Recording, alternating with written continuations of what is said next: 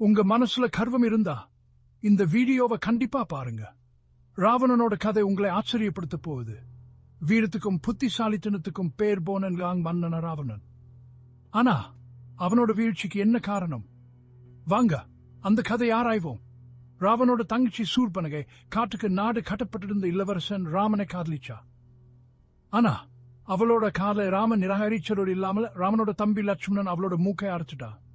இதனால கோபமும் கர்வமும் சூர்பனகை பழிவாங்க ராவனிடம் ஓடினா.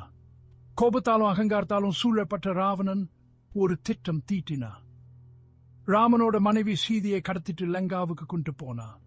இந்த துணிச்சலான செயல் அவனோட வீயே முடிவுக்கு கொண்டு வந்தது. ராமன் தன் தம்பி லட்சுமணோடவும் குறுங்கு படையோடவும் ராவணனுக்கு எதிரா ஒரு மாபெரும் போரை ஆரம்பிச்சான். ராவணன் எவ்வளவு வலிமையானவனா இருந்தாலும் அவனோட அகங்காரம் தான் அவனோட வீழ்ச்சிக்கு காரணமாச்சு.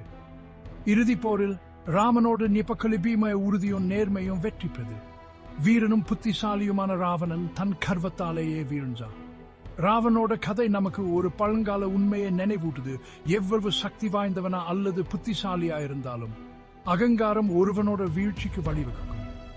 அதனால அடுத்த முறை ராவனோட பெயரை கேட்கும் போது நினைச்சுக்கோங்க, அது வீரரா மாரக் பட்டன் காப.